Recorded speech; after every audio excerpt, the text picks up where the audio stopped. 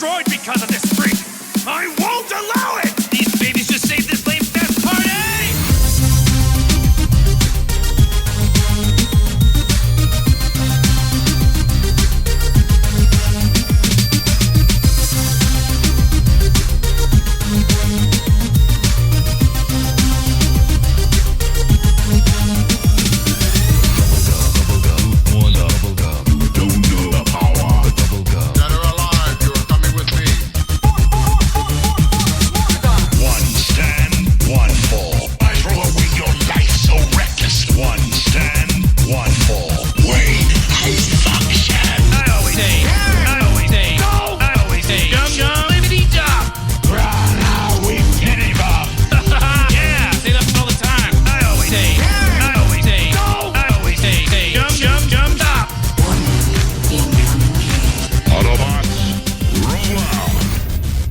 What's going on? You are listening to ThisWeekInGeek.net, and I am your host, Mike the Birdman, but I'm not alone as I travel through podcast land. I'm joined by my co-host, my brother, my best friend from the wonderful land of Kitchener, Ontario, Canada. Alex, the producer. Yes, we are back here on TWIG this week, though this week's show is going to be taking a little bit of a different shape and form this week, as, well, Alex actually did the news and the weird news this week solo, simply because I actually have a lot of really weird stuff to do in my personal life this week. And again, news hasn't been all that great recently. It's kind of strange that... Yeah, we're in the lull before, at least like movie-wise, there's not a whole lot because of the movie industry in general. In dire straits because of the strikes and then COVID and everything, still recovering. They almost got out of recovering from COVID and then had a strike that pushed them back a year or two. Yeah, like it's kind of a weird time to be a pop culture person. Like I find this is something I've actually kind of noticed. I'm finding people are going back through their back catalog of movies or video games or whatever to try and find something to entertain them, because like something we're actually going to be recording this week, you'll probably hear next week. We're going to be doing a show about Fallout.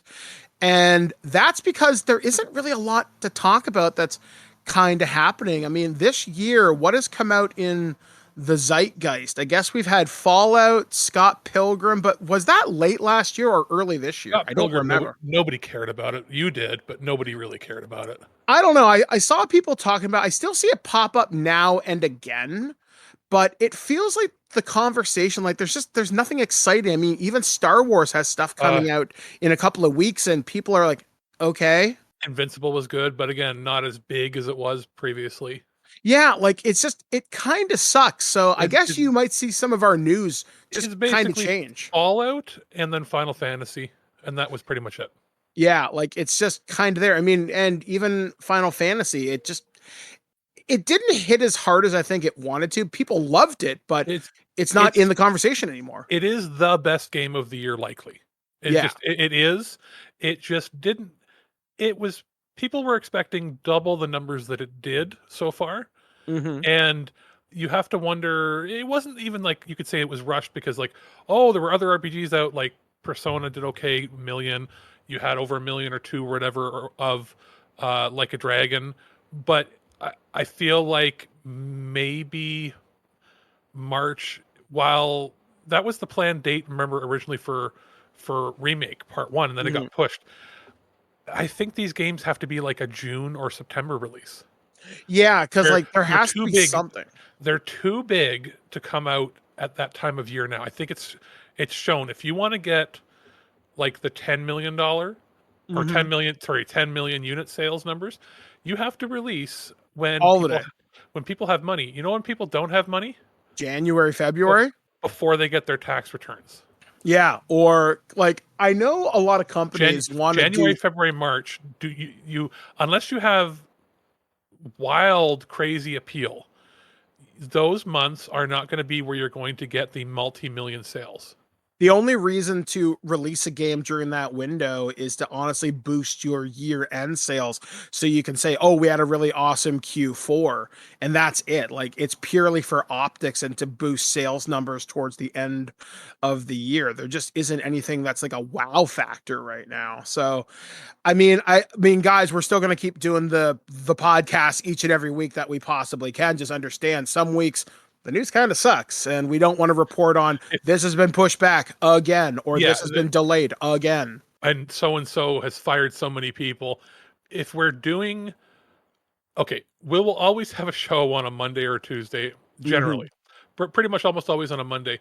If it's a week where you see just a review show, it means we had reviews. It means the news wasn't there, or it sometimes happens where there's scheduling conflicts. But generally, if the regular show isn't out and we have a review show, expect that the news wasn't worth talking about. Yeah, and because like we don't want to bore you guys with just dour and depressing stuff. Because one thing I've learned, and this was actually a meme I saw on Facebook, and it was like, don't talk about the stuff you hate, it's boring. Talk about the stuff you love. Like, for example, one conversation you and I had during our last show that was actually a show, we were really down on that new remake of The Running Man, but you and I came up with a potential better pitch in 10 minutes than they probably had, and that was actually kind of exciting.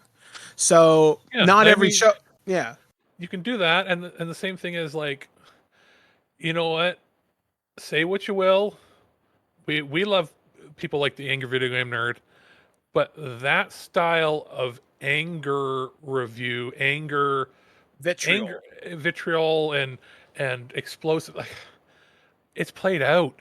It's like we were never like that. Now, if we get upset about something, we get upset about something because it really bugs us. The thing that I feel maybe like the youngest generation, was it Gen Z or Gen Alpha, whatever, I don't know where the lines are delineated.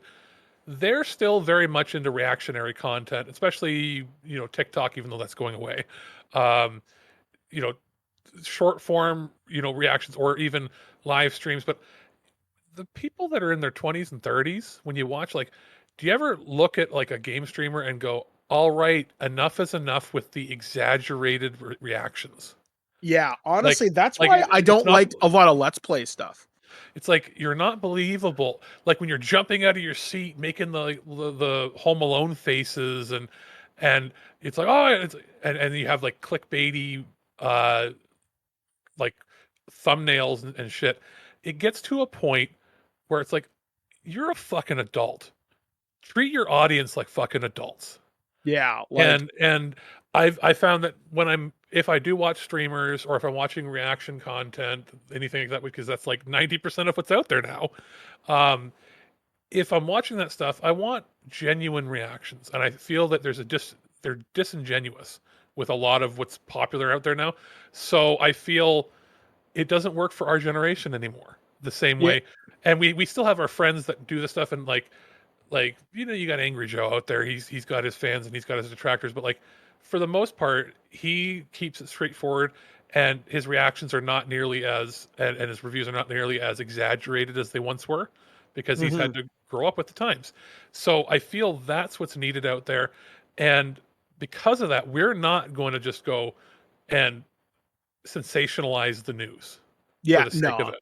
Yeah, I'm not all about that, like, at all. I want news that matters. I want news that I can actually actively contribute on, and have a real opinion on. And it's just, I don't know, like, I don't like reporting on people losing their gigs or stuff getting changed around. I want to be excited, and obviously it's been an interesting time because of the pandemic and because of the writer's strike, and now things are happening all around the world. I'm not saying there's not stuff to be excited about and happy about, but it's getting harder. And we will be, like, when exciting things happen, or funny things happen, or things that make us angry happen, we'll talk about it. We'll blow up.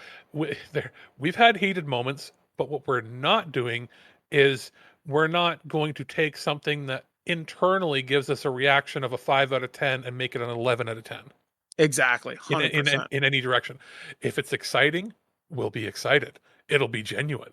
If we're not excited, we'll tell you. And if we hate it and want it to burn in hell, will tell you. In a creative manner. Yes. So yeah, I mean, speaking of stuff for this week, we've got a couple of different reviews for you. We're going to be talking about I would say, anticipated PlayStation 5 exclusive that I had a chance to check out, and my reviews were less than stellar, we shall say.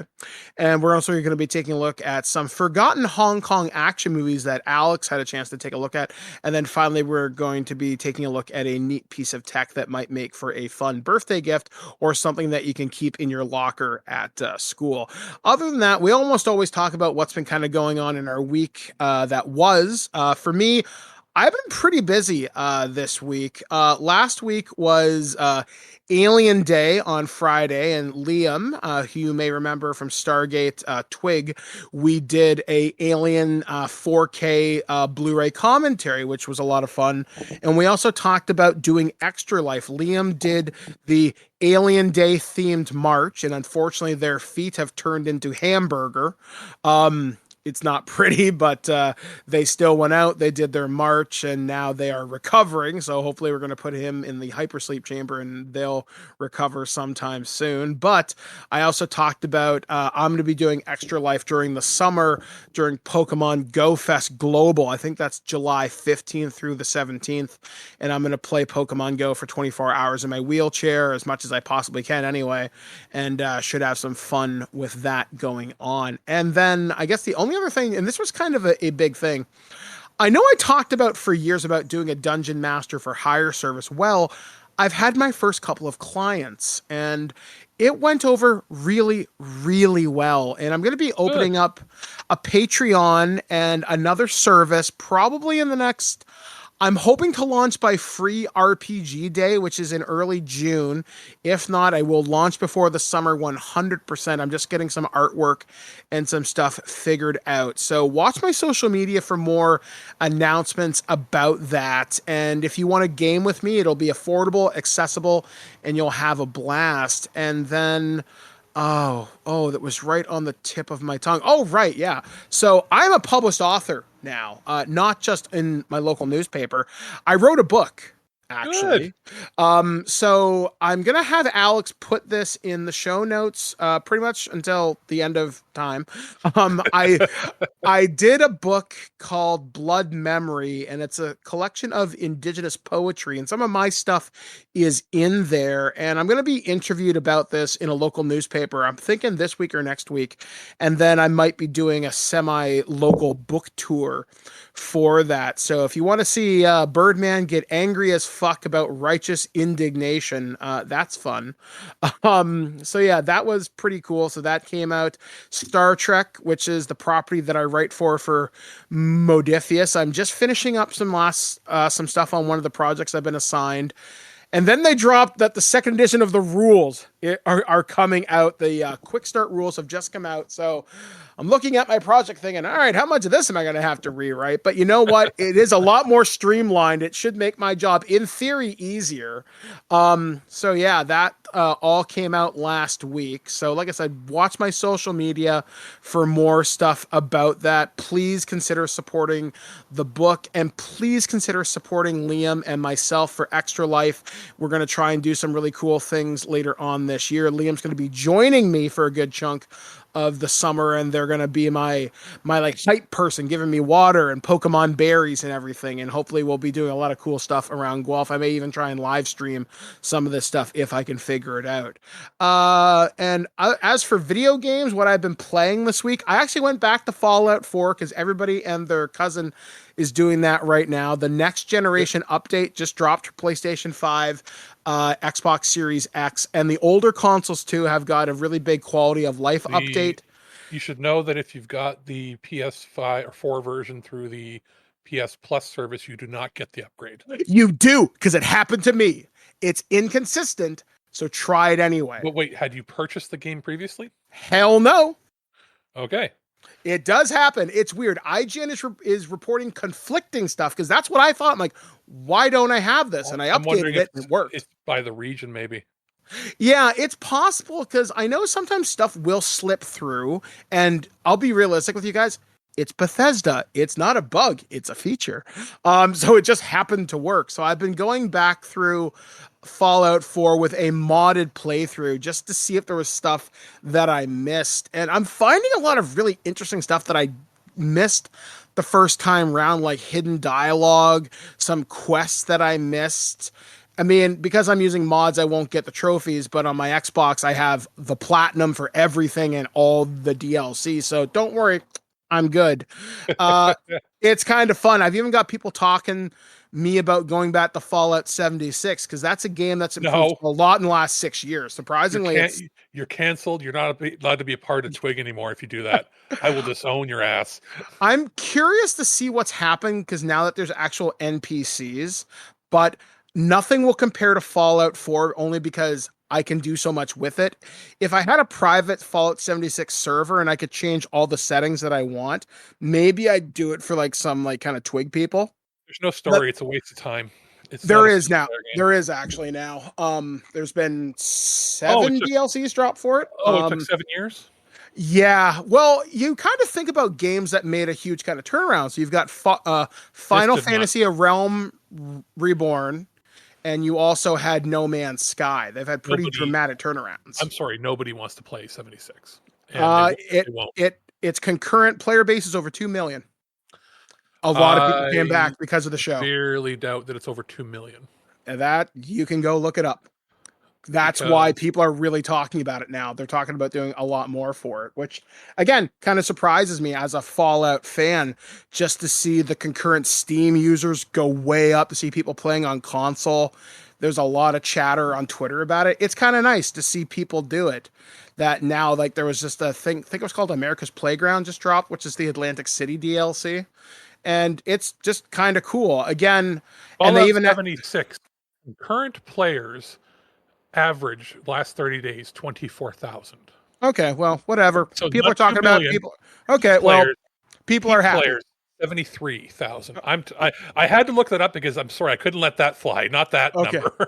Okay, well, people are happy, and that's all that really matters. People are back playing 76, which is kind of great. So it's nice to see the game has improved dramatically. A lot of quality of life updates have changed it, and I'm actually seeing a lot of sales on eBay for some of the collector's editions jump pretty dramatically. So I was looking at my old Power Armor edition thinking, man, I have the canvas bag that nobody has. And the bag alone sells for quite a bit. I'm like, holy shit. To give you better context, Fallout 4 now has 180,000.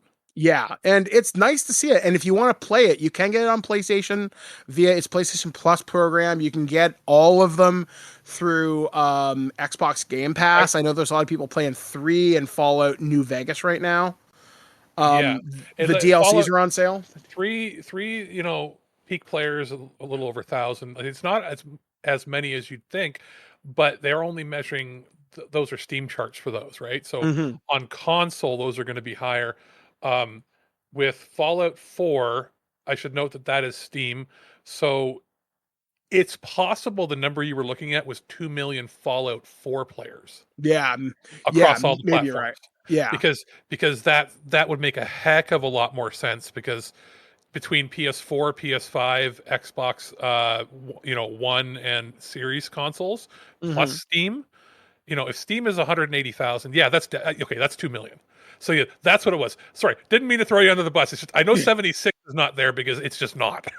Yeah, but there's a lot of people talking about it now. And like I said, I might go back and give it a whirl, especially now that I can just level up to level 20 and I don't have to grind for stuff like that. So maybe I'll give it a whirl. It's just, I don't like... He's going to pay just to kill you immediately?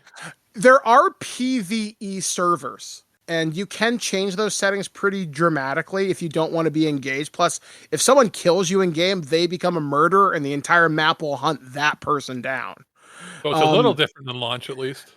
Well, it was kind of like that at launch, but not as dramatic. Like, there was a couple of videos I've watched on YouTube that talk about I think it was either done by IGN, Gaming Bolt, or maybe it was GameSpot. They said what's changed in 76 over the last 6 years, which hard to believe that game has been around for that long, just how much has changed. Like, I remember when they introduced the Battle Royale mode, which was called Nuclear Winter.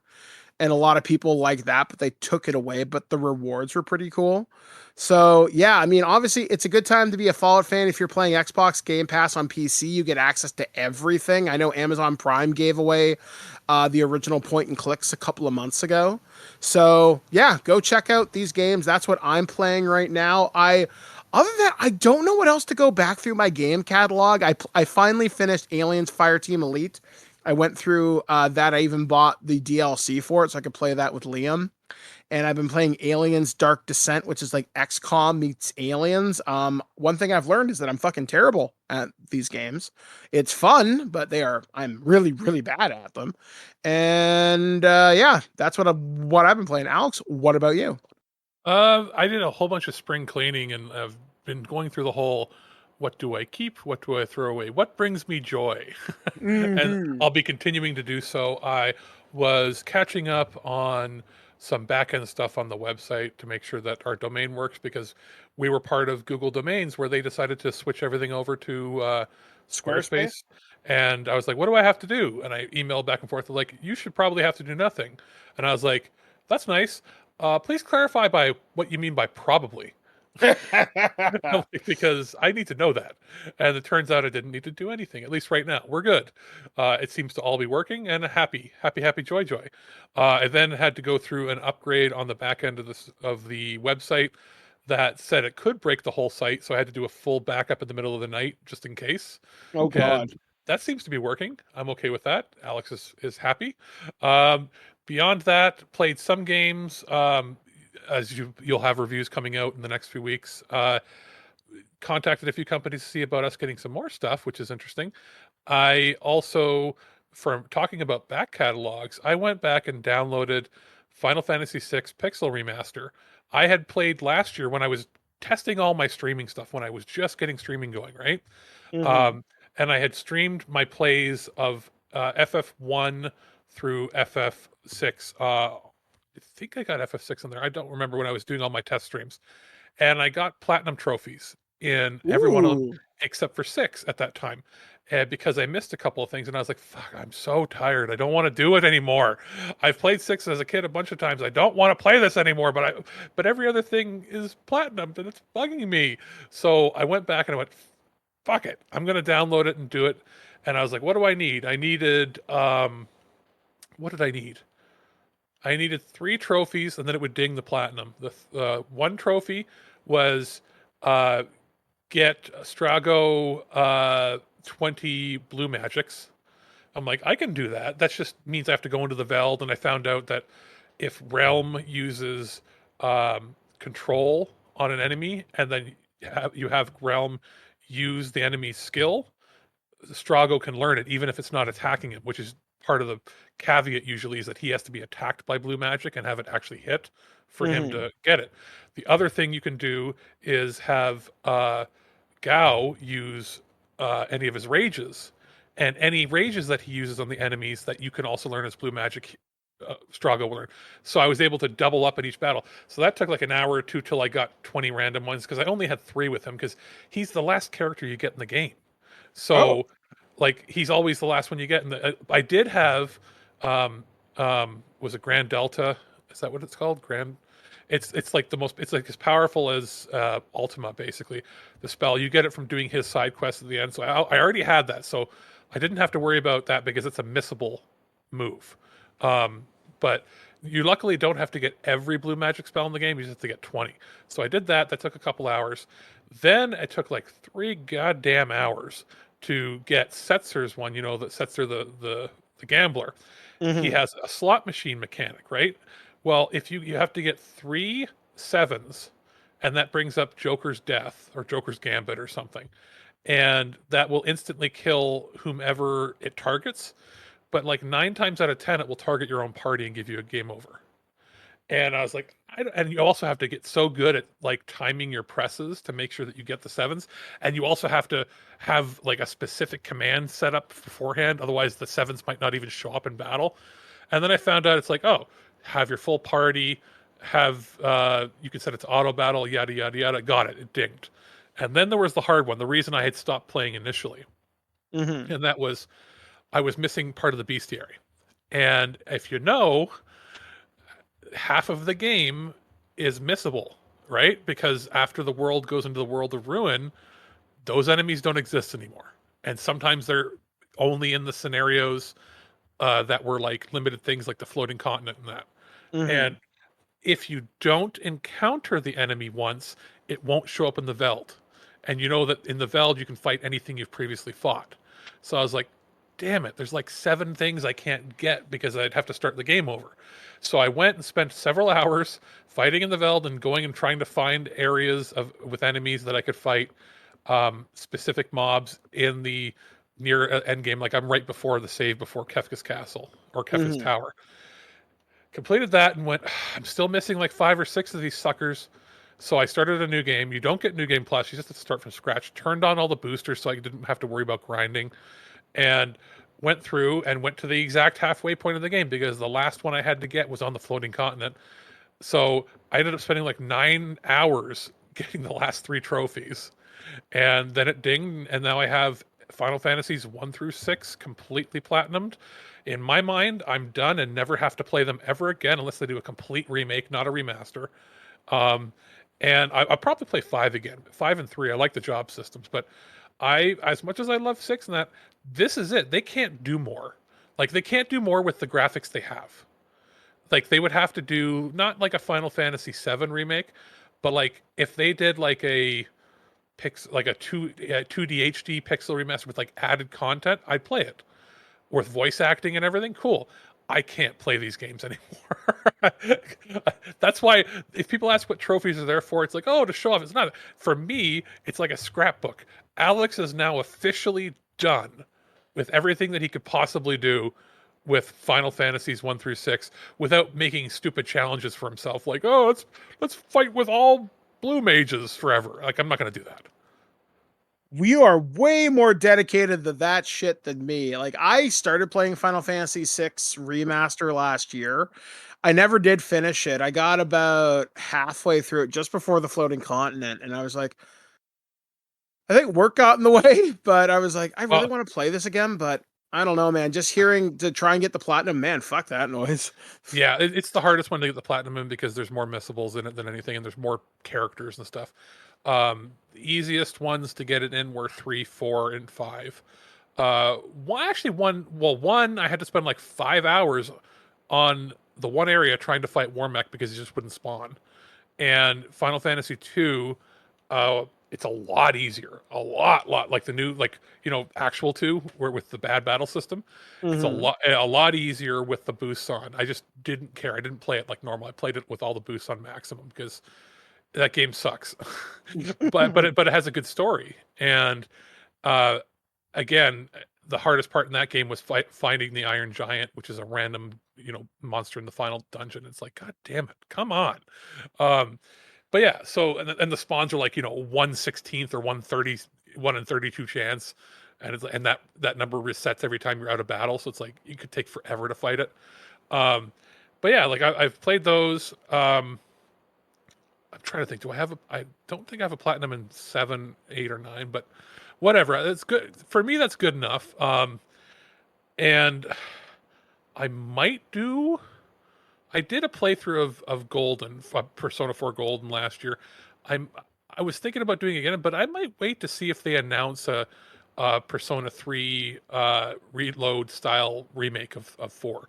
If not, I still think you should play it. You're 2 years behind me, buddy. I know. I'm trying. Like, I got through halfway through, I think, like the first semester, and I really liked what I played, but it sucks. For me, I need like a month of uninterrupted time to just play RPGs. Because I remember we took our break. This was the year that just before the pandemic started, we took our summer break, as we often do, and you recommended me to play Persona 5, and I played that just like straight, and then I started playing other games, and that Persona 5 became one of my comfort games. Like, I'm like, all right, I want to do a playthrough of this. I really like the story. I've only gone through Royal maybe twice, but I really like it. Like, Yeah, like there are certain games that just I like to go back to, and I think Persona 4 is one I really like what I've played. I'm gonna just use a guide and just finish it because I'm really interested in what I've seen. Plus, I really want to play those Life is Strange games you've been. Thanks, Beaker. Sorry, my cat has set off my alarm. But yes, life is. I was the reason I mentioned that is you're the Mr. Writer now. And Hmm. you're all about narrative and spooky stories and that. Well, that's what these games are, and you can. They're not the kind of investment that a RPG has, right? Hmm. And also, I'm thinking you and wifey can have game time together because she can interact with you and be like, "Oh, go look at that. Read what does that say?" Help you solve the puzzles together, and they're not difficult. Like you know what I mean? Like it's not like scary, difficult puzzle. It's just like you're playing through like an interactive walking world simulator, while still telling interesting, crazy stories with usually one gimmick mechanic. The first game is rewinding time. The second game is about psychic powers, like telekinesis and stuff. Hmm. The then there was the prequel game, which is doesn't have powers at all, so it's interesting. And then the newest one that was done by Deck Nine was about being able to read people's emotions, and in doing so, you can like read their thoughts and like sort of reconstruct their memories and how they feel. And then the other one that the studio did was Twin Mirror, or Twin. Was that was Twin Mirror? Twin something? I might be getting it wrong, but Namco published that one, and that one's about a guy going into his own mind and reconstructing crime scenes based on the knowledge he has. Like he has like a photogenic memory, and you piece together murder mysteries. And then there was Tell Me Why. That's the one that they always put up for free during Pride Month Hmm. because that's the one about the trans siblings. Hmm. And they have the twist in that game is that there's more puzzles in that one. Is that they have that psychic bond that identical twins have, Hmm. and you sometimes can switch between playing as either sibling, but what you're doing is you're interacting with people and things and reading each other's thoughts. Oh, and that game's on Game Pass, right? It's on Game Pass and they give it away for free. Like you can just like redeem it for free. I believe every the last 2 or 3 Pride months they do it for free, and it Oh, won a cool. bunch of awards. Really well made. And again, these are games that like if I look up on how long to beat, let's see here, 1 second. How long to beat Life is Strange? Gotta be less than 10 hours. Um, Main story plus extras, 14 to 15 hours. That's not Um, bad. it's really not. Life is Strange 2, 15 hours. Um, True Colors, 10 hours for True Colors. That's the newest one. Then you've got How Long to Beat. It's called Twin Mirror. Uh, about 7 or 8 hours or so, and then Tell Me Why. 9.5 hours for 100% completion. Okay, so yeah, I guess I'll You know have to what I check mean? those out. Like you could literally in a weekend if you sat down with Blair and with one of these games, especially if you started with Tell Me Why, you could do that because that's an interesting story. You could sit down and over the course of Friday, Saturday, and Sunday, if you basically played had a 2.5 hour session each night together, or even by yourself, you could easily beat it, and it would be like watching or playing through a miniseries. Oh, yeah, that's So that's that's a pretty cool idea. So those are ones like, and the reason I'm thinking that is I love RPGs and I love turn-based stuff, but I'm thinking the more and more you've become bigger into writing, I look at this and go, hey, these are well-written narratives and games. These might be something for Birdman to check out and go, hey, I get inspiration from. Yeah, I guess I will have to check those out coming up soon. So guys, we are like I said, we're gonna throw things over to some of the news that Alice was able to cover this week here on the show, and we should have a regular show for you hopefully next week. If not, well, we'll see.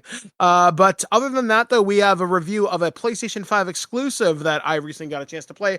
Also, a cool piece of handheld technology and some Hong Kong action flicks that you should maybe want to check out. So, guys, we're going to go into my review of of Stellar Blade on the PlayStation 5. We'll be back, guys, right after this, only on ThisWeekInGeek.net. Hey guys, this is Mike the Birdman here. I'm here to talk about a game that we got for review from our friends over at Sony. A review code was provided to us. I'm talking about the latest action-adventure RPG-ish game called Stellar Blade. This is a PlayStation 5 exclusive, and I was kind of excited about this game based upon the trailers for it. I was kind of expecting something like Devil May Cry sort of meets like Jedi Survivor, Metal Gear Revengeance. What I got was not that, and that's not necessarily a bad thing, but I'm gonna kind of go into it. So it is no secret that I'm not great at Soulsborne type games or anything like Sekiro. The closest I get is probably Star Wars Jedi Survivor, and mostly because the accessibility settings make it so I can actually beat that game. Maybe I'm getting old, I don't know. So Stellar Blade is this action-adventure RPG that sees humanity more or less wiped out. We've left Earth, gone away to a different planet, otherwise known as the Colony. They send in cute, sexy robots, part of the something or other airborne squadron, and they're fighting these monsters called Natibas, I think it is. And they're basically these, like, weird body horror type monsters, something you see out of like a Cronenberg movie or like The Thing or something, and you fight them, and combat is very deliberate, I would call it. Like, you really can't rush into a fight like you would, say, in Metal Gear or like Ghost of Tsushima and expect to win. It's more Sekiro meets Wulong Fallen Dynasty with a touch of maybe Elden Ring in there. Not as unforgiving in those games, but enemies can and will kick your ass, but you do have some abilities for you to even up the proverbial kind of playing field with things called beta skills. You do get a lot of neat combat abilities, you do get some ranged options, and you do get some other little bit of tricks up your robotic sleeves. Now, I wish I liked this game more than what I did, and I guess part of it is because I'm notoriously terrible at these games. Even with some of the accessibility settings turned up to allow some better windows for like perfect blocking and perfect dodging, I was not as successful as I would hope to be in this game. And honestly, what I felt was the most lacking was some of the storyline here. And I guess that's because I'm seeing a lot of familiar themes in this, and I'm not seeing anything particularly groundbreaking. What made me roll my eyes is that your character is named Eve and one of your buddies is named Adam, and I'm thinking, that's a little on the nose. Sure, I guess. But I really can't tell you anything memorable about this game other than some of the monster designs are kind of cool. I mean, everybody's gonna talk about the design of Eve from now until the end of time, which is fine, I guess. Cool, sexy robot girl fights weird looking aliens. There's a thing about this game when it comes to costumes. I'm really not even gonna get into it, I guess, but it's worth kind of noting. If you want to look up some of the quote-unquote controversy surrounding this game, you can go look it up, make your own decisions from there. But for me, this came down to gameplay and my enjoyment of it, and I really wish I could say I had fun with Stellar Blade, but I didn't. I didn't find the game stellar in any particularly meaningful way, and that kind of sucked because I wanted something that was fast and something kind of flashy. I wanted Devil May Cry, but what I got was Sekiro, and again, somebody may really, really enjoy that. There actually is something, I'm waiting for this to pop up on YouTube, although I'm pretty sure it would get dinged for questionable content. You do get one of the items that you can upgrade in this game, your diving suit or your combat skin. You can be quote unquote in your skin suit. Basically, you're running around more or less naked. There's no nice way to say it, but you don't have shields. I'm waiting for when somebody's able to beat this game with no hits in the skin suit because they don't have shields. I know there's going to be a no-hit shield run in the future. Mark my words today if it hasn't happened already. But Stellar Blade, it's not a bad game. It's not a great game. It's just nothing that I haven't seen before. And I'm going to say, for people who enjoy the Sekiro and Souls-like experience, you may have some real fun here. It's just not for me. I would say wait for this game to pop up on sale, or maybe wait for it to become part of the PlayStation Plus collection at some point. Because the game, if you don't have to pay a lot for it, yeah, sure, there's a lot of great combat to be had here. I'll actually say the soundtrack is pretty friggin' awesome. I really enjoyed that. The graphics, they do look really good, and the developer for this game, they've really taken a step up from what they were originally kind of known for. From what I understand, it was like mostly in the mobile game space. So good on them for doing something on a PlayStation console that really shows off something kind of cool. If you can get past some of the fan servicey stuff, it's fine enough. Just don't go in here thinking you're going to find the next great deep lore that'll be analyzed for decades to come, or we'll have countless books written about it. It's just save the world story with some cool twists at some point here and there. But ultimately, I really feel that Stellar Blade wasn't as stellar as it potentially could have been.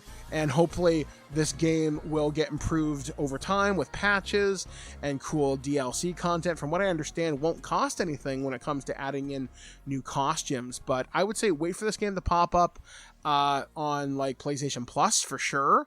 Or if you can get this game at a good discount, it's probably worth checking out then. The Prime Minister of Sweden visited Washington today, and my tiny little nipples went to France. Gossip, rumors, panic in the streets. We're lucky. This Week in Geek News. Welcome back to another edition of the Geek News here at ThisWeekInGeek.net. I am Alex, the producer. Birdman is away. Well, not really. He's on the main show with me, but due to scheduling conflicts, it was decided that I would do the news and the weird news this week, with Birdman and I contributing reviews as well as intros and extras and all that fun stuff as we prep for some other work over the next couple of weeks. So most of these stories have been gathered by Birdman himself. I've gone through and curated and maybe altered a little bit here and there, but for the most part, these three stories were gathered by him earlier in this preceding week, sorry for that matter. We have one brought to us by a news, from Games Radar. This is Mighty Morphin Power Rangers will end in July, but is a reboot on the way. A new Darkest Hour one-shot comic book will wrap up the long-running series. Boom Studios has announced that its long-running Power Rangers series is coming to an end in July. Despite the number, the Mighty Morphin Power Rangers Darkest Hour #1 by writer Melissa Flores and artist Simona Di Gianfelice marks the end of what current Power Rangers continuity is, rather than the start of a new arc. According to Boom, the oversized issue will weave together a story that fans have been waiting nearly a decade for, delivering an unforgettable finale that everyone has been building to this whole time. Power Rangers at Boom began in 2016 when Mighty Morphin Power Rangers as the only line, but then soon grew to encompass spin-offs like Saban's Go-Go Power Rangers, which I know Birdman was a big fan of. Flores and I'm going to try to get the name, and Di Gianfelice have been working as the creative core on the book since 2022. You can check out Torrin Clark's main cover, plus variants, and there's some pictures posted on the site. Cool. And then here's some quotes. After nearly 2 years, the Darkest Hour comes to a close. The event has been one of the biggest tasks of my career, but I've enjoyed every single heart-wrenching minute. Although I put our poor Rangers through the ringer, I hope that the ending is as satisfying to the reader as it was for me to write it, said writer Melissa Flores in a statement. Another quote here is, I'm really excited to tell the incredible adventure together with Melissa, added Simona. So far, she has kept us in suspense now, and we are ready to surprise us again. Get ready to delve into the final chapter of Darkest Hour. Go. Some more fluff there. But it says here, fans needn't worry too much about this being end of the franchise at Boom, however. In the same statement announcing Darkest Hour #1 was the following tease. Additionally, fans can look forward to many exciting Power Rangers announcements from Boom Studios in the coming months, including exciting plans for San Diego Comic-Con. Sounds like a relaunch of some kind is in the making then. Until then, watch out for Mighty Morphin Power Rangers Darkest Hour #1 when it hits stands on July 31st. Sure, I know that there are a lot of people saying that the series was actually quite good, the Boom run. I know Birdman was really into it when it launched. And I know other people, I have other friends that were into it. Maybe once it's all done, I'll have to go back and check it all out. I'm pretty sure Birdman's going to want to do some form of overview or discussion or retrospective on it with JT at some point when we get some of the random episodes of Sunday Funnies in the works. So that's interesting. We'll see what they do. I wonder if it's there to coincide with new series launches or something else. There's probably some other celebrations. I'm going to assume there's some multi stuff, like maybe a new movie, some new games, and they're just getting everything, all their ducks in a row to launch again. Our second story here was brought by Superhero Hype, and it says, this is also related to Power Rangers, Hasbro outsources Power Rangers toys to Playmates.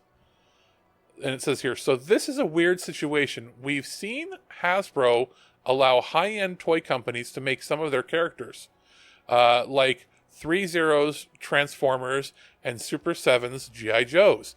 But Power Rangers, a brand they own outright across all media, is now going to have its main toy line made by Playmates.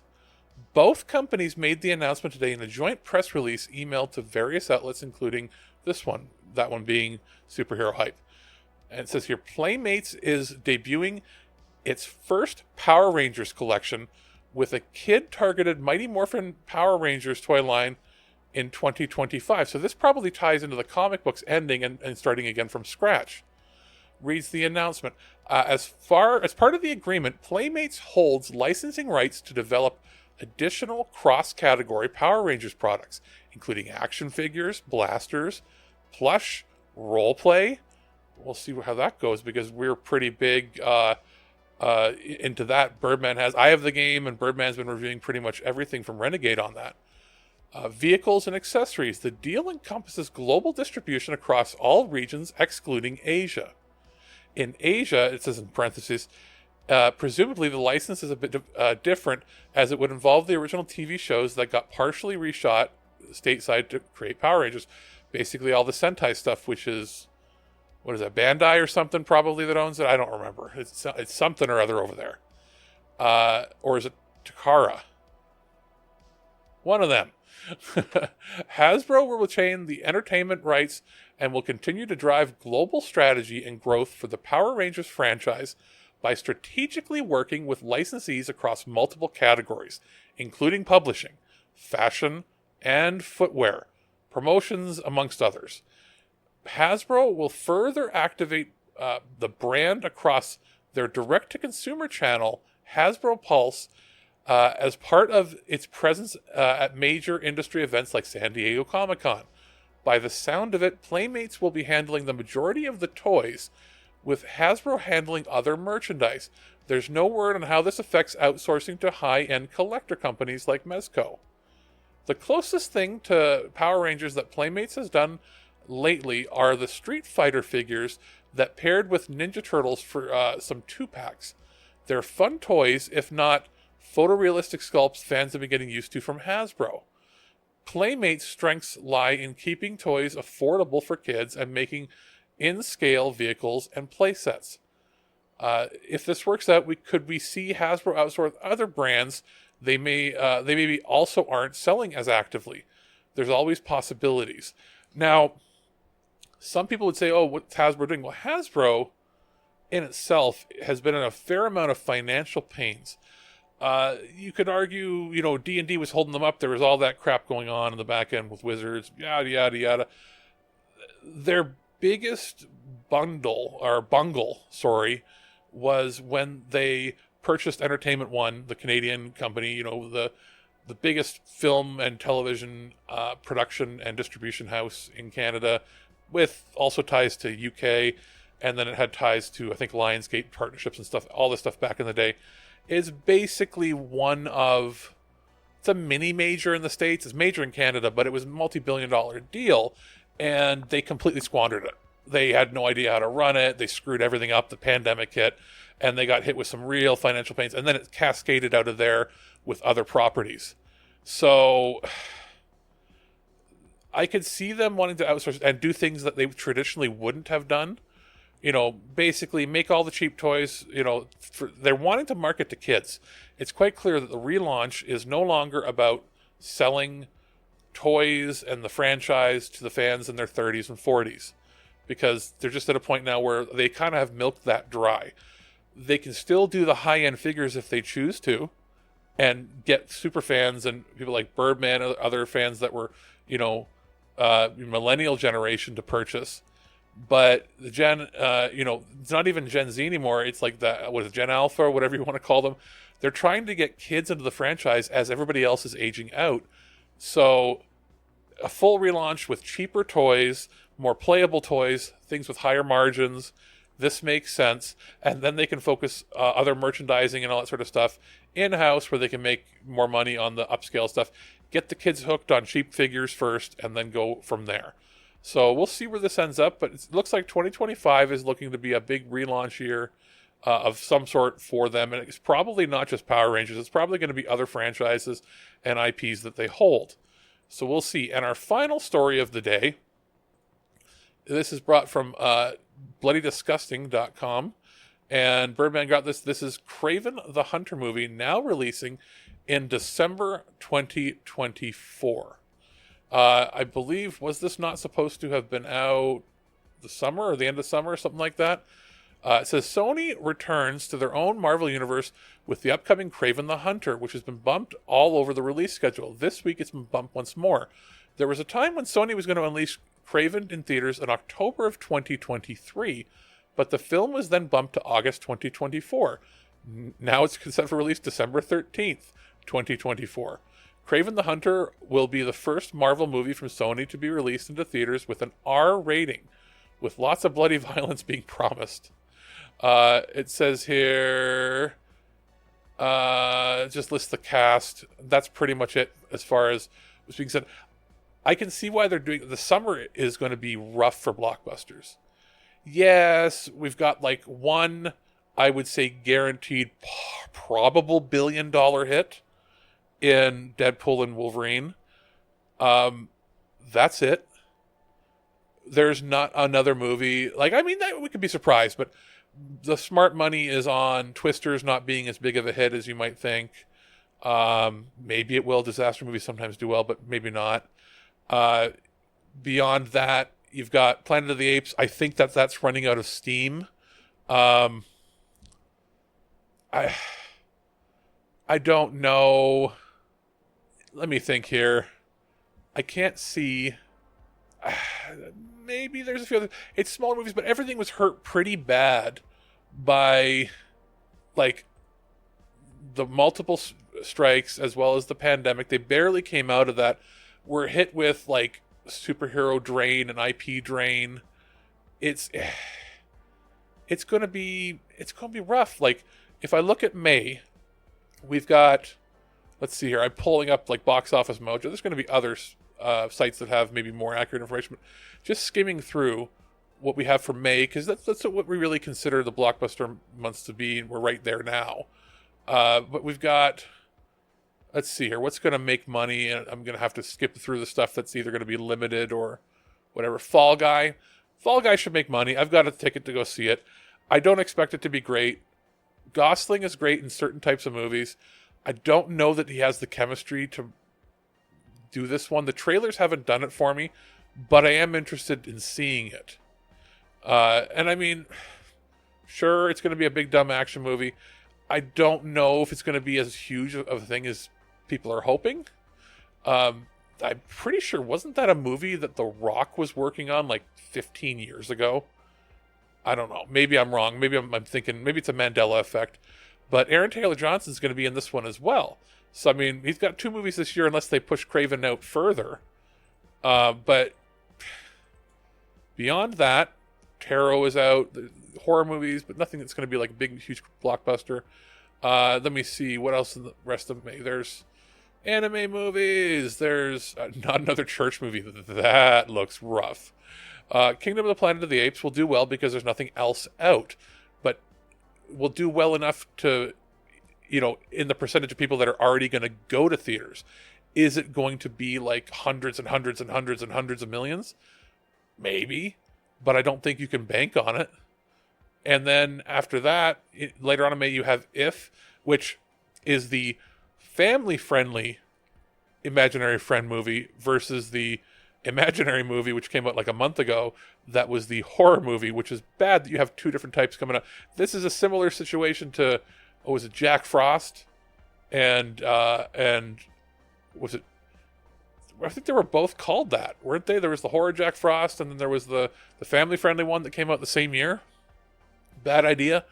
Beyond that, Strangers Chapter 1, then later on in May, there's Furiosa, Mad Max Saga. Yeah, it'll make money. Maybe.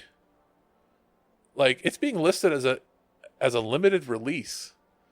And I don't know, like, I like Chris Hemsworth. Anna Taylor-Joy is a good actress. It doesn't really look like Furiosa. And I know it'll be a spectacle, but I don't really hear anybody talking about wanting to go see it. Comes out the same day as the Garfield movie. And that's it for May, right? Like, that's it. That's okay. Not necessarily a huge, great start when it comes to, summer blockbusters. And then we go to June. And again, it's a lot of re-releases of movies, in theaters to fill up screens that, for whatever reason. June 7th, Bad Boys, Ride or Die. I forgot there was already another Bad Boys movie out before. I haven't seen the previous one. And wasn't this supposed to be like a direct-to-streaming movie originally or something? I mean, it looked okay, but isn't Will Smith's career kind of like, meh? I don't know how many people are going to want to go see it. So I don't think that's a big blockbuster. I think Sony's going to have to eat egg on that one. Who knows? The Watchers, that looks good, but it's going to be a smaller picture. Then later on in the month, what do we have? More re-releases, more and more re-releases. More, Inside Out 2. I don't know if that's going to make a crap ton of money. Inside Out 1 was like really well received, but I don't know if some of these are wild cards because there's so little coming out that by that virtue, they might just make money, but they're not going to be gangbuster money. It's not going to be crazy, over the top, amazing money. And then June 28th, Quiet Place Day 1. Yeah, it'll make money. It's not going to be huge. The one that might make the most is Horizon and American Saga Chapter 1, which is the giant epic Kevin Costner Western that's split into two parts because it'll get old people back into the theaters. All the olds are going to go see it. The olds and me, because I know my mom wants to see it, and I said, I'll take it to see it as like a late Mother's Day gift. So there's that. And then starting in July, it's like a bunch of smaller pictures. I'm not seeing the blockbusters yet, are you? I'm not seeing, the reasons that you have to go back to theaters. Despicable Me 4, it's going to make a shit ton of money. Okay, that one's going to make money. Little kids love it. They love the Minions, I think, still. Sure. And then in the rest of July, it's like, that's not going to make money. Nothing. That one's not going to make money. Twisters might make money, but maybe not. Glenn Powell is not the star that they're trying to market him as. He's just very kind of bland. Deadpool and Wolverine, $1 billion. Right there. Like, I mean, if that doesn't make $1 billion, they're in real trouble. And then that's it for July. August. And sometimes things bleed over into September, so we'll maybe see what happens in the first week of September. Harold and the Purple Crayon. If it's not Harold and Kumar, I don't care. Borderlands, I think that's dead out of the gate. I don't know, man. Like, it looks rough. Aliens Romulus could be really good. Do I think it's going to make crazy money? I don't know. comes out the same week as Horizon American Saga. If Horizon American Saga Part 1 does really, really well, Aliens is in trouble because all the old people are going to go see Horizon Saga Chapter 2. If the first part doesn't do well, the second part ain't going to do well. After that, The Crow, that I'm going to boycott ever seeing. It shouldn't have been made. Regardless. It looks bad, and then it shouldn't have also been made. And then that's it for August. And then what the hell do we have in the beginning of September? I'll tell you right now, it says Incredibles 3. That ain't happening. Beetlejuice. That'll make money. That should, by all accounts, make money. And that's like the first week of September. I consider that still, that's like Labor Day weekend, I think. Maybe is that the Labor Day movie, maybe? I'm not sure when that's happening this year, but that's pretty much it. Like, and then Transformers 1, which looks bad. That's it. Bye-bye until October, I guess. So them moving it out of the summer and there's like no competition except for, like, what this tells me is they think that Deadpool and Wolverine is going to do so well that it will dig into whatever tickets they could have got a full month later. Which makes sense. They want to push it to when there's not really any other superhero competition. Or at least right now, because who knows what else could get moved. But yeah, that's pretty much it for the news. Like, it's kind of a dire situation when it comes to the way cinema is this year. We'll see how long and how things change. There's plenty of great A24 pictures, Elevation Pictures in Canada, and VVS Films in Canada, A24 and Neon, even some like Searchlight Pictures. There's really good stuff being done on the indie and like not B-movie, even B-movie and like lower A-budget movies. But beyond that, like nothing is going to make like crazy money right now. So we'll see how everything goes. So we're going to take a quick break here. We'll go to one of our reviews, and then I'll be back here going over all the weird news. Only Atari makes the world's most popular home video games. The only Space Invaders. The only Asteroids. The only Pac-Man. The only Missile Command. And soon, the only Defender. And the only way you can play any of them is on a home video system made by Atari. It's been a little while since we've covered a retro tech collectible / micro console gaming device. We did a bunch of them in the past, and now the people over at My Arcade sent a box over for us to review with a sampling of different of their different product lines currently in production. Birdman shall be looking at one of them at a later date. I've got a couple to look at. The first one up, we'll talk about these over the course of a few weeks. But the first one I had a chance to look at was the Atari 50 line. Now, this is, you've probably seen some advertisements for it. My Arcade has a bunch of licensed Atari products to celebrate Atari's 50th anniversary, including pocket handheld players. They've got a couple different replica arcade machines in their Nano and Micro series. I have the Atari 50 Micro Player Pro. It's got an MSRP of $40 US. Looks to be about $50 Canadian when you find it on Amazon or other such retailers, depending on if it's on sale or not. That's sort of the going range for it right now. Now, beyond that, it has 100 games built in, 77 of which are Atari 2600 games. And then the residual amounts of games that are on there as the bonus games are what appear to be Nintendo licensed games for the NES. It makes sense. 2-button controls. Some games, most Atari games would have only required 1, but it's got enough for 2 buttons on there. Interestingly enough, it doesn't say that that's what they are. It doesn't even say that they're Atari 2600 directly. You might assume that might be arcade games. In this case, at least for this device, it doesn't appear to be actual arcade games. They're the 2600 ports, and then the bonus games appear to be NES games. Now, how does that translate? It means that you're not getting exact arcade controls, and that some of the games, especially ones that are advertised on it, have features that would work better if you had, like trackball controls or what was that spinning wheel one? Paddle controls, sorry. But it has a traditional arcade stick on it. It's a fun novelty. I found myself playing a fair bit. I went through every single game to get about 10 minutes of play through each one over the last few days. And I've had myself having a pretty good time. I'll give you a bit of a brief overview of what the device is on the outside. It looks like an arcade cab with Atari 50 logos on it. It's branded quite well. It's very pleasing to the eye.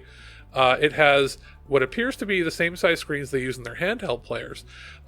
This can be good. This can be bad in the sense that on the downside, the quality of the screens isn't like what you're going to find on a mobile phone. It's not what you're going to find on your Nintendo Switch or a much more expensive device, or to be honest, even a lot of the Chinese knockoff devices that aren't paying for licensed games. But if you're looking for a comparison point and you're looking out there for something like the Evercade or whatever, that's in a different league. These are novelty gaming devices that you want to put on your shelf to collect, have like a row of them, making your own little mini arcades set up in your home or your gaming room, something you can pull out as a novelty and play a little bit, because you're not likely to want to play in this form factor for extended periods of time. That being said, the screen is bright. You could have 3 different brightness settings that I found by pressing the screen button on the back side of the device. So depending on what your ambient light is in your room, you can have it up high or have it on low. I found on the lowest setting it was the least obstructive and it had the best viewing angles, because the viewing angles on their own isn't great. You have to sort of maneuver into the right position. Once there, it plays fine. There have been complaints about products like these in the past with ghosting issues or flickering for multi-screen things. That might come into play a little more if you're playing the bonus games on it more with more side-scrolling and stuff. Most Atari games are single screen affairs where it paints the whole screen and then you basically are in that screen and with very little things of the background moving. So screen tearing or any of that doesn't affect play at all pretty much in any of the Atari games. There's a pretty good variety of games included. Obviously there's going to be some licensed ones that aren't there, but the fact that there's 77 that, makes sense. 77 the launch of the Atari 2600, they didn't say that there, but that's quite clear a bonus and a little nod to that. And then the rest to fill up the 100 is the NES titles. On the front of the device, you have the control stick, which joystick's pretty fine. You wouldn't want to yank on it too hard, obviously, but for the most part, it works out pretty well. You do have an A and B button. There really is only one button for most Atari games, obviously. So the extra button there is more for the extra games. You do have like a start button, a select button, as well as a home button to bring you back to the menu to select the games. It's a similar setup to other devices that they've released. It has that same operating system on it. Now, on the bottom of the device, below the play field, is where you have your difficulty button for the Atari games, as well as TV type. Sometimes it says mono, sometimes it says not. I've not really found a use for pressing that button, but the difficulty does allow you to switch the difficulty toggles that you would have found on an original console. Now, on the back, to power it, you can be powered by AA batteries, which are not included. You can pop in yourself. It does recommend alkalines. I have rechargeable lithiums.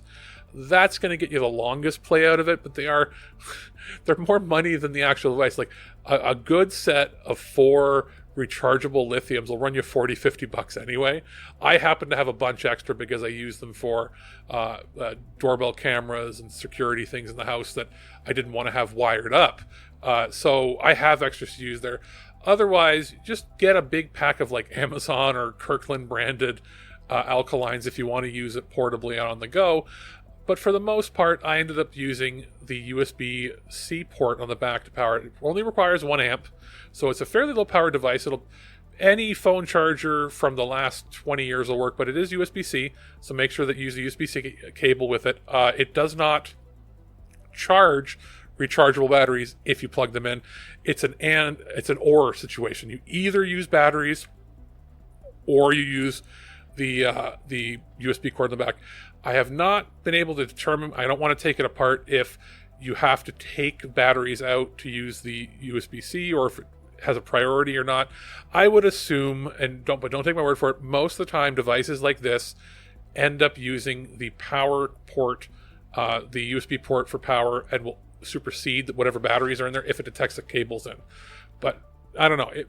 If you're not using the batteries currently, take the batteries out and use the USB cord to power it.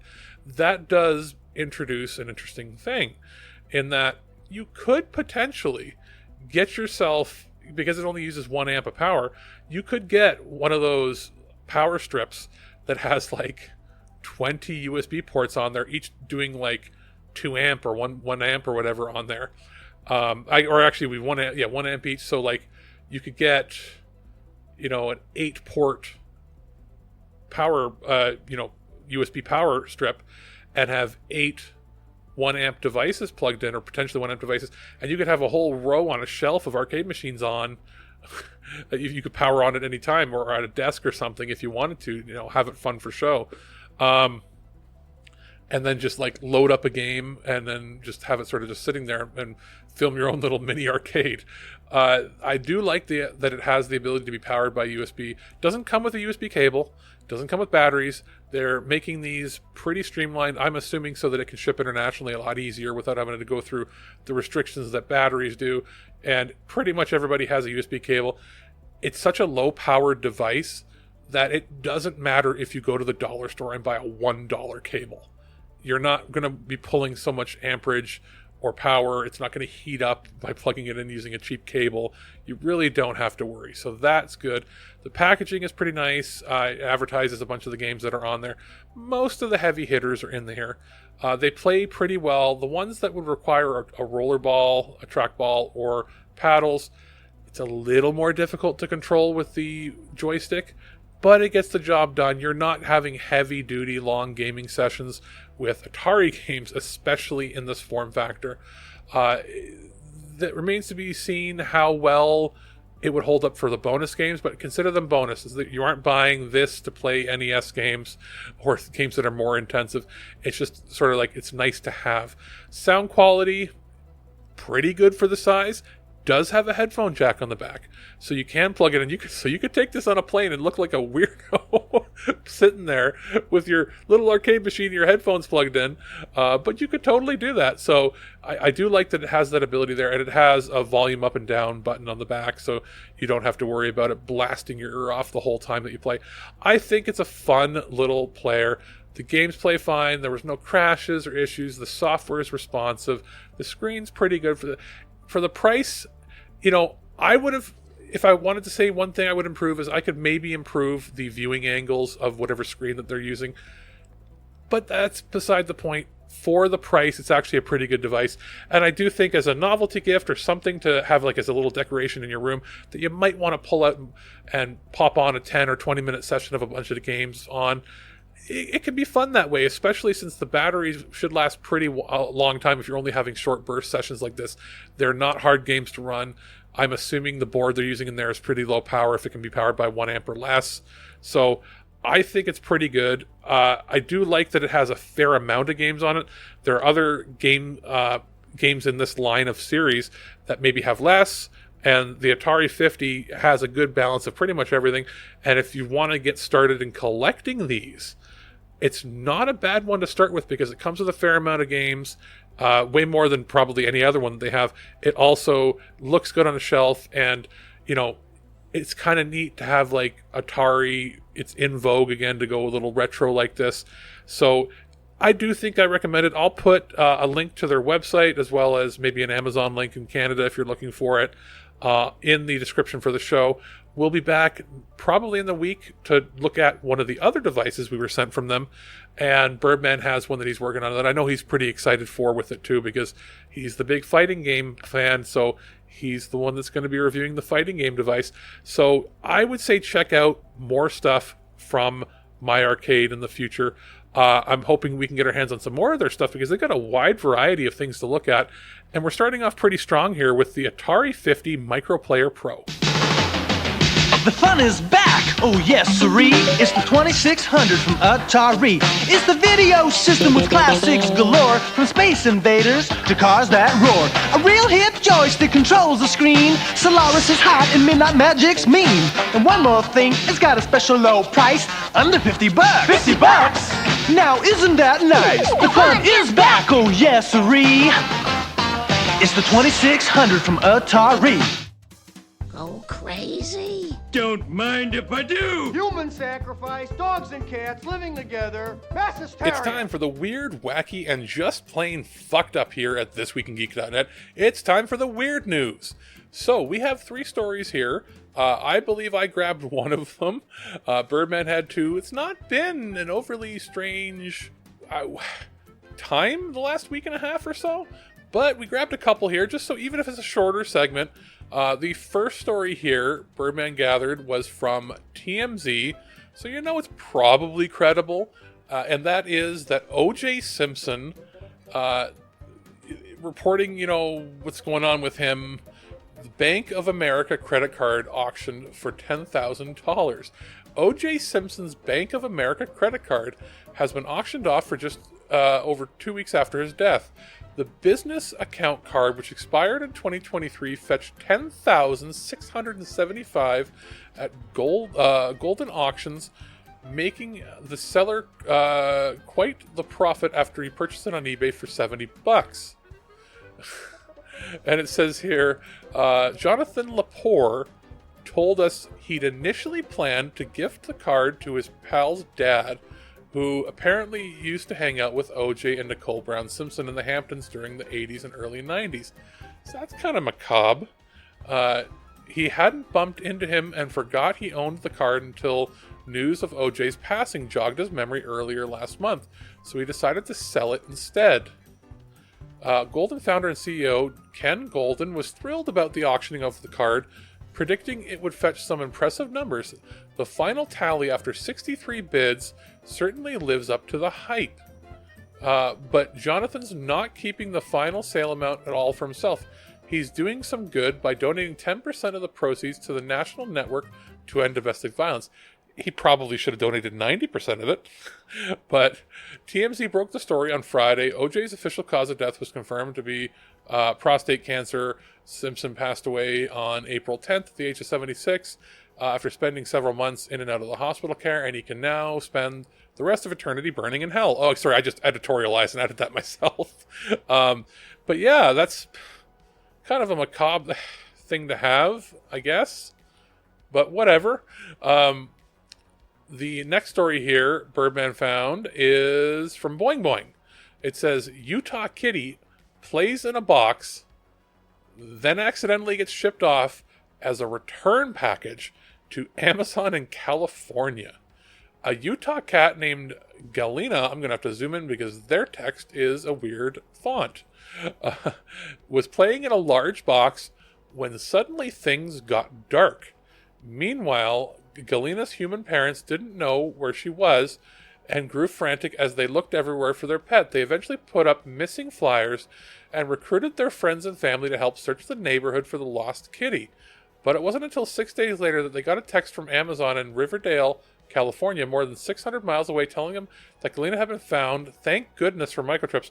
Apparently, the couple had accidentally shipped their cat along with 5 pairs of boots and a large return package, which happened to be the box Galena had been playing in. Miraculously, though, if you're worried, although the cat had no water or food for nearly a week, she somehow survived the long journey and was doing well. Thank God, because I always get terrified when I see these stories. Now, this is from KSL TV. Carrie Clark said her family's indoor-only cat, Galena, mysteriously disappeared on April 10th. Then on April 17th, Clark received a text from Galena's microchip had been scanned that afternoon. I ran to tell my husband that Galena was found and broke down upon realizing she must have jumped into the oversized box that we shipped the previous Wednesday. The box was a try before you buy and filled with steel-toed work boots.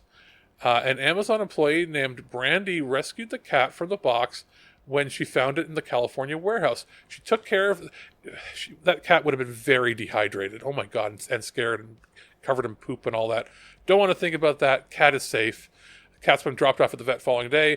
Clark and her husband booked a flight for the next day to reunite with their miracle cat. There's a video on YouTube for it.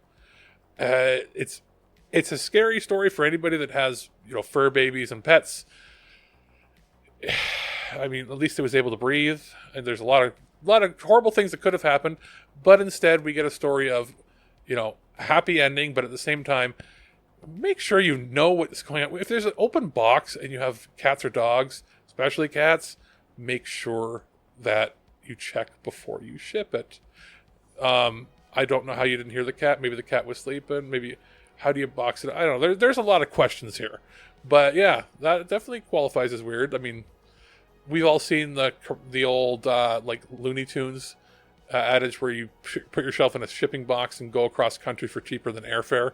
But yeah, and the final story here I found, and it's a nicer story than this. This is from the BBC, and it says airline keeps mistaking a 101-year-old woman for a baby. A 101-year-old woman keeps getting mistaken for a baby because of an error with an airline's booking system. The problem occurs because American airline systems apparently cannot compute that Patricia, who did not want to share her surname, was born in 1922 rather than 2022. The BBC witnessed the latest mix-up, which she and the cabin crew were able to laugh off. It was funny that they thought I was only a little child and I'm an old lady, she said. But the centenarian, that's it, says she would like the glitch to be fixed as it caused her some problems in the past. For example, on one occasion, the airport staff did not have the transport ready for her inside the terminal as they were expecting a baby who could be carried. The glitch the BBC witnessed happened when Patricia was flying between Chicago and Marquette, Michigan, a flight this reporter was also traveling on. Patricia was flying with her daughter, Chris. My daughter made the reservation for me online for a ticket, and the computer at the airport thought my birth date was 2022, not 1922, she told me. The same thing happened last year when we were also when they were also expecting a child and not me. Patricia's seat was booked as an adult ticket, but it appears the airport computer system is unable to process a birth date so far in the past, so it defaulted to one 100 years later instead. The former nurse, who flies every year to see family and escape the cold winters, says on both occasions, staff at the American Airlines were kind and helpful in spite of the confusion. American Airlines has not responded to a request for comment. The centenarian says she would like it to be fixed. On a previous flight, Patricia had her daughter were waiting inside the plane when other passengers had left, as airport staff had not arranged a wheelchair for her. She says having her real age acknowledged would also be beneficial for Chris. I would like them to fix the computer, as my poor daughter had to carry all of our luggage and apparel almost a mile from one gate to the other, she said. And it says here, for next trip, Patricia traveled solo until she was 97, but then has been relying on help from her family since then. I have some trouble with my eyesight now, so I wouldn't want to do it all on my own, she says. But she is adamant the IT problems will not put her off of flying, and says she is looking forward to her next flight in the autumn. By then she will be 102, and perhaps by then the airline computers will have caught on to her real age. That is kind of funny. I mean, technically in both cases you need special treatment if you're a baby or if you're over 100. But it's kind of one of those funny, feel-good, weird stories. You would have figured that systems got that kink worked out. Remember when everything was going Y2K and there was concerns that everything was coded at a time, was it in Fortran and COBOL, where they didn't account for this. They didn't think the systems would still be in place in 1999 when they coded stuff in the 50s, 60s, and early 70s. And they were just like, well, by then we'll have something new. But by 25 years later, 30, 40 years later, what ended up happening was you had businesses that started with the mindset of, we're going to always be up to date with the newest, greatest tech, where they were all bought out by conglomerates that said, no, we're going to save money by never updating anything. If it affects profit margins, we don't update it. That was sort of what ended up happening. So we got this sort of panic, and it was never really going to be a major thing, but it was going to affect things like this. Or what was more scary was it was affecting things in the government, like, oh, now you don't get your pension because it doesn't think you're alive because the year is wrong, that sort of thing. That's the kind of thing you have to be afraid of. Is it going to affect your Social Security, your disability, your pension, even things like renewing your passports and all that fun stuff, or census information, or going to vote, all that stuff that makes adulting. So I don't think they're going to fix it, because now what companies have done is they've gone to using cheaper, less efficient web apps, make it so that they don't have to care if it's working right away. They just push things through. Most things are less well coded now, when a coder can't go in and just read all the code in the code base anymore and understand how everything works or have ownership of it, because this gets into things where companies are just hiring overseas workers to do, menial tasks, to code things. There's no full-time people that take ownership of a product anymore. And we could go down that road, but we're not going to. So this probably won't be fixed before she no longer flies anymore. But we're going to see more and more stuff like this happen as people are living longer and living healthier with better medicine, and that we're going to get to a point where, hey, a flight will look like it has 100 babies on it. But that's it for the weird news this week. We'll be back next week with more. We'll have a review here right after I'm done speaking, and we'll come back with Birdman and I to do the extra for the show and explain everything that's going on in the world of This Week in Geek, what upcoming programs we have, what reviews we're working on, if we can talk about them, as well as maybe other exciting things we've got going on in our lives. So without further ado, we're going to take it away. I'm not sure if it's going to be my review or if it's going to be a Birdman review, but we'll be back right after this.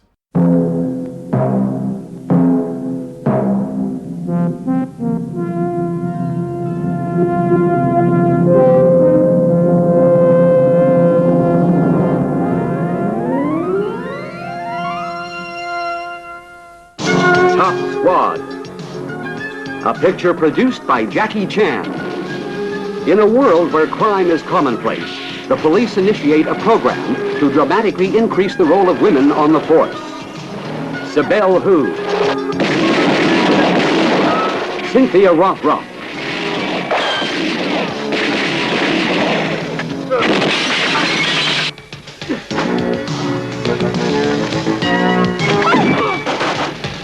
two hardened inspectors assigned to train select female recruits.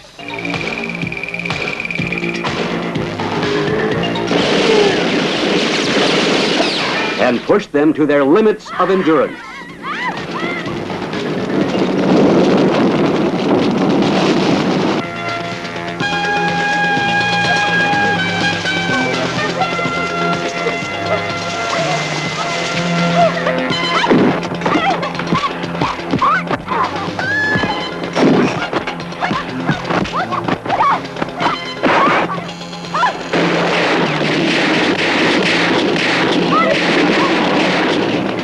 The result, an elite special tactical unit dedicated to the preservation of law and order.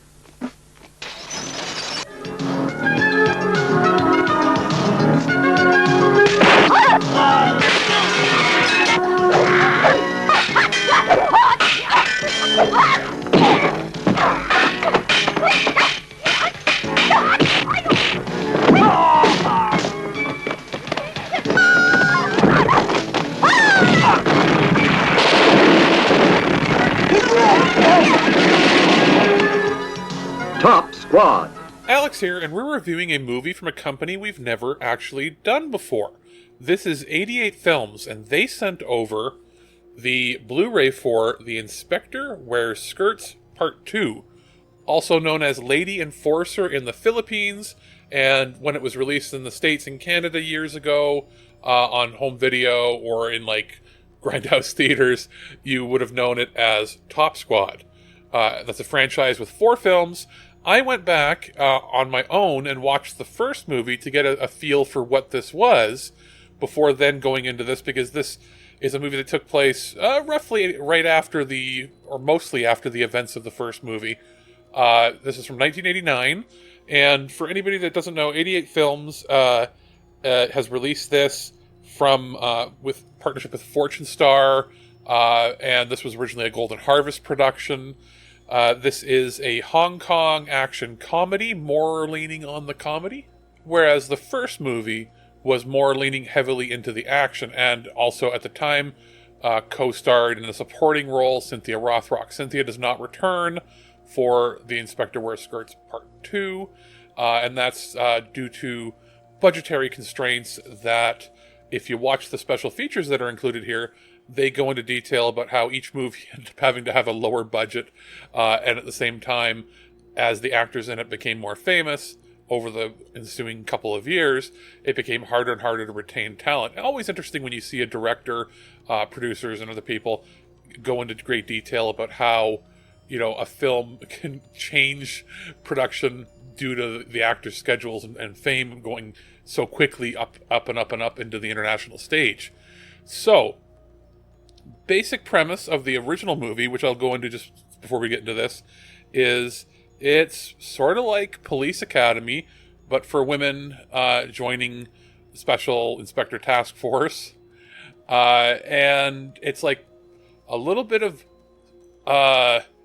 Stripes mixed with Police Academy, but with all the Jackie Chan Kung Fu action, because this was a movie, the first two at least, produced by Jackie Chan, using his stunt team for all the stunts, and then the main star is Sibel Hu, who at the time had been known, I think, for like melodramas over in Taiwan, and then I guess this sort of transitioned her into an action star, and then they had Cynthia Rothrock, who was making a name for herself I think she'd already been there a few years in Hong Kong making action movies, so they had a name already to hook them in, even though she wasn't in for most of the movie.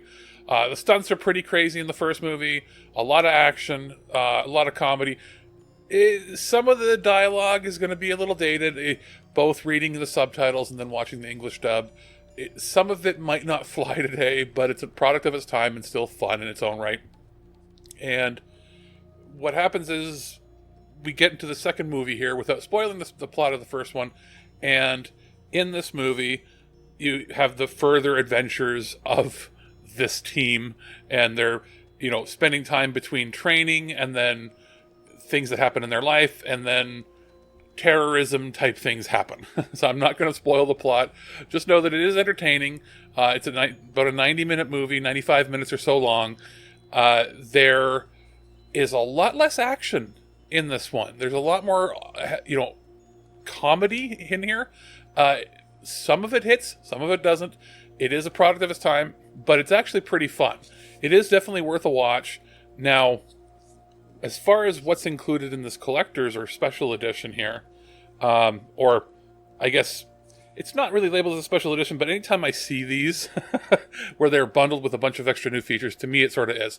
It's got a limited edition slipcase on it, at least, which is a cardboard slipcase. It's not the most glossy material. It's a little more of a matte finish on it.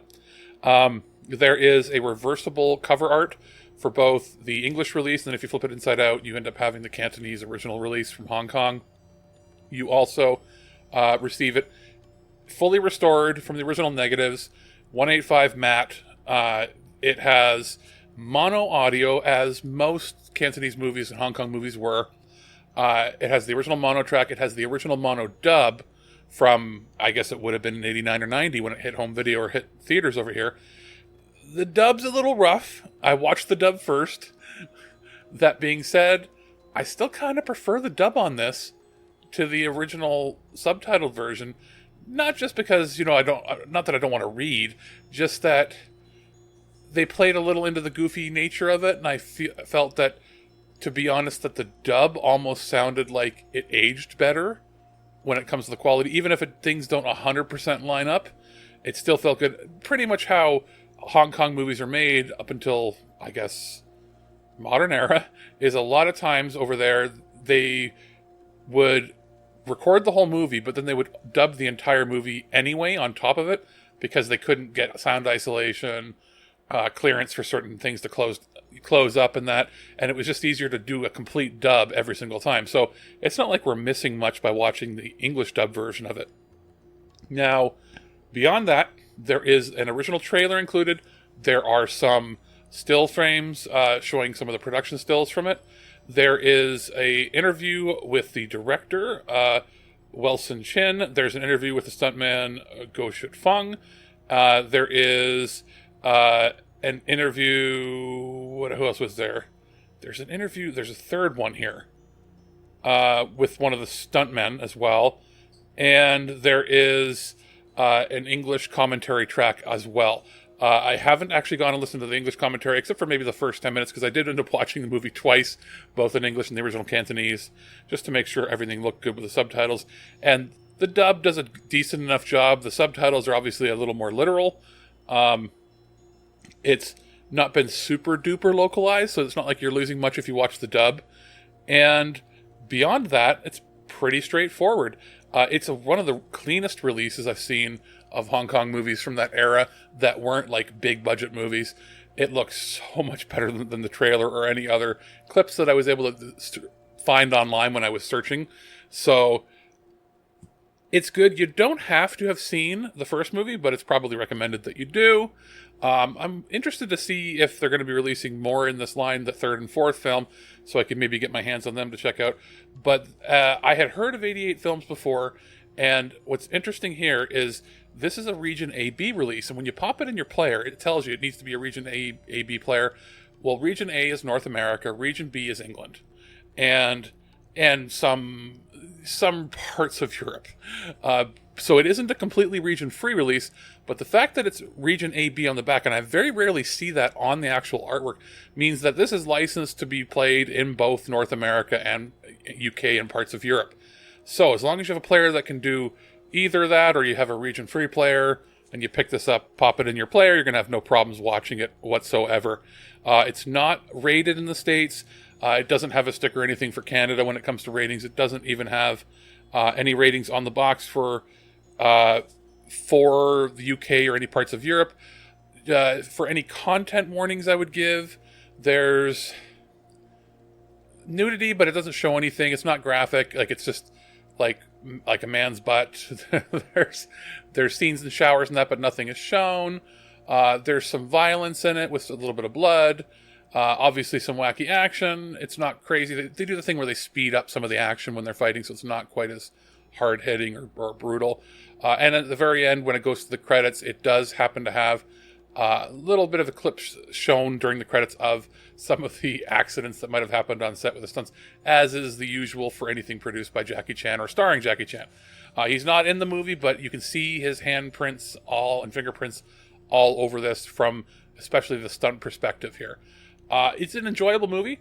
I would say if you're a fan of Hong Kong action movies and comedy movies, especially of the 80s and early 90s, pre-97 Hong Kong handover, then this is maybe one that you're going to want to check out. I'm very impressed with what 88 Films did here, and I'm hoping that we can maybe check out some more in the future. So if you want, go on YouTube something, maybe check out the trailer for it. I'll put a link in the description for you to check out the Blu-ray release, see if it's something you want to pick up. I recommend it. It does have a dub, which is good for those that maybe don't want to sit down and watch it and read text. But you can also watch it, obviously, in the original Cantonese. Big thanks to Alex for doing all the heavy lifting involving the news this week. So, yeah, like I said, we've had a chance to look at a PlayStation 5 game, some cool handheld tech, and some movies that you can or cannot check out if you so desire. So coming up on the site this week, we're going to have our usual Earth versus Soup. We are recording a very casual Future Imperfect discussion about the Fallout Amazon TV series. Yes, you heard my review of it when the series dropped a couple of weeks back, but it's now that everybody's kind of had a chance to digest, we can talk about spoilers, and we can talk about, is this the shot in the arm that the Fallout franchise needs to kind of get back on the radar again? Because there's role-playing games, there's the tabletop minis war game, and there's still Fallout 76, and the next-gen update for Fallout just dropped. So interesting to see about this golden era of video game adaptations, as the Paramount Plus series Knuckles also just dropped last Friday, and I'm sure we'll probably talk about that in like a week or two. I haven't had a chance to watch it yet. I still have to see Sonic 2. Sonic 2 was a lot of fun. I actually had a lot of fun with that one because I love Knuckles. So I think you'll have a fairly good time with that one. It was better than it had any right to be, which honestly surprised me. And then we're going to be, me and Dave DeNoyer return to Loose Cannon, where we talk about the Critters franchise, which began in the 1980s, about little ravenous, carnivorous little creatures. And the series ends on kind of a weird note, and we talk about that and how maybe one of these movies needs to be re-evaluated as being something that's not as bad as people tend to kind of think about it.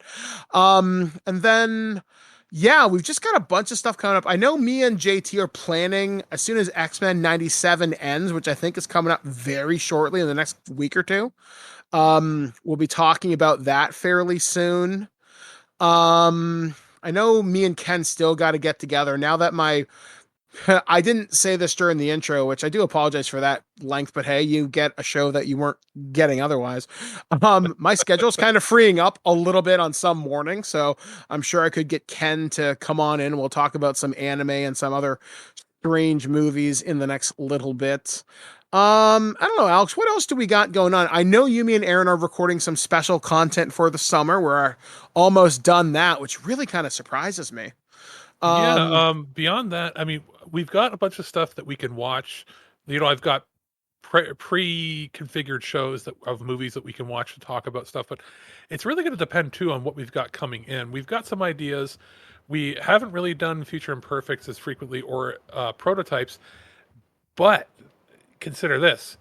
We're now just over 4.5 weeks away from when Summer Game Fest or E3 used to be. Yeah. We're going to expect, I think it's the 3rd week of May is when I end up having no sleep for a weekend, when all the Japanese, like the 5-hour indie shows happen. Mm-hmm. So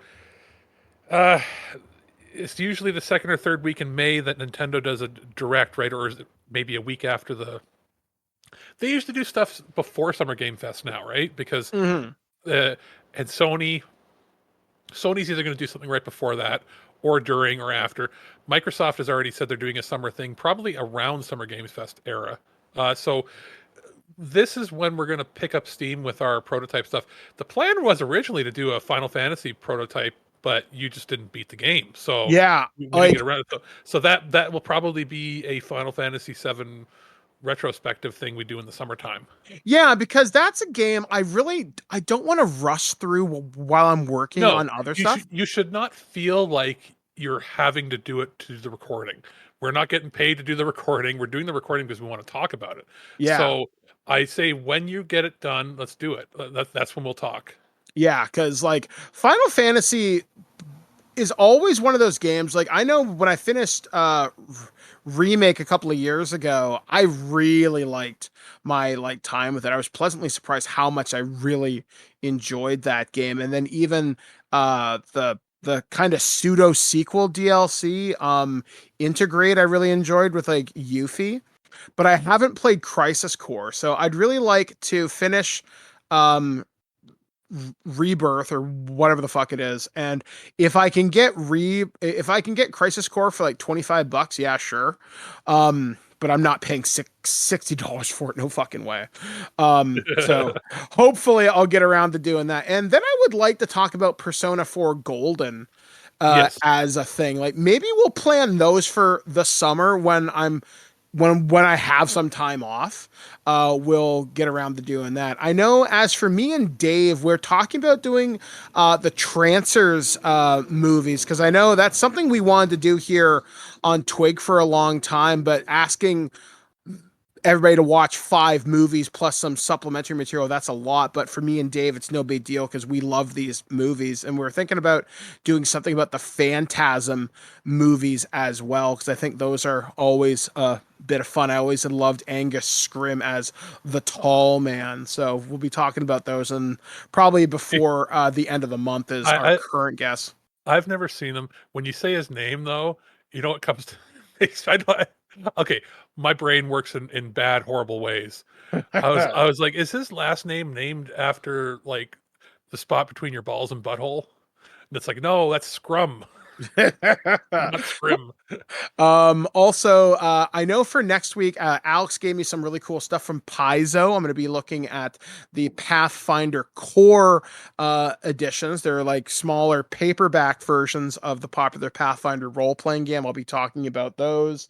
I also have another handheld that Alex sent to me, and I'm hopefully going to get that done in the next week or two. And then I've just got a bunch of movies and television series to talk about from our usual friends around the entertainment industry. So honestly, same here. I've got a few boutique movies to look at. Our friends over at Film Chest sent over a TV show. It's been a while since they've had one come out, and we're going to be talking about that in the next week or so. I've got, as far as like video games, not a heck of a lot right now. It's the lull. And if you look at the schedule, I've talked a few times, there's not a whole heck of a lot coming right now that isn't just a remake or a port from something else.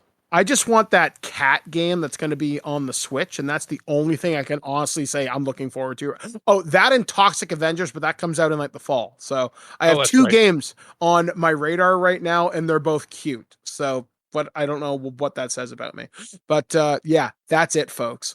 So anyway, guys, we are going to get out of here. So once again, thank you for joining us here on the show. We always appreciate your feedback. So feedback at thisweekingeek.net, or be sure to check our social medias. Please check out the episode post below if you want to check out the book that I published. And it would mean a lot to me if you guys were to pick that up or to contribute to Liam's Extra Life, as 100% of all the proceeds go to help out sick kids and other charitable causes in our community.